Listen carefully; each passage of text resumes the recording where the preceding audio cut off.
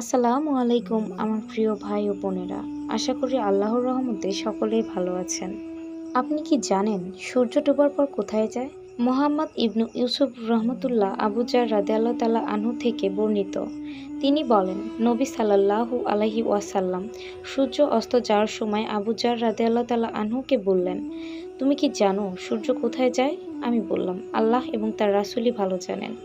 তিনি বললেন, তা যেতে যেতে আরশের নিচে গিয়ে সিজদায় পড়ে যায় এবং সে পুনরায় উদিত হওয়ার অনুমতি চায় এবং তাকে অনুমতি দেওয়া হয়। আর অচিরেই এমন সময় আসবে যে সিজদা করবে তা কবুল করা হবে না এবং সে অনুমতি চাইবে কিন্তু অনুমতি দেওয়া হবে না। তাকে বলা হবে, যে পথে এসেছো সে পথে ফিরে যাও। তখন সে পশ্চিম দিক হতে উদিত হবে। এটাই মর্ম হলো আল্লাহ তাআলার বাণী। আর সূর্য গমন করে তার নির্দিষ্ট গন্তব্যের দিকে। এটাই পরাক্রমশীল সর্বজ্ঞের নিয়ন্ত্রণ।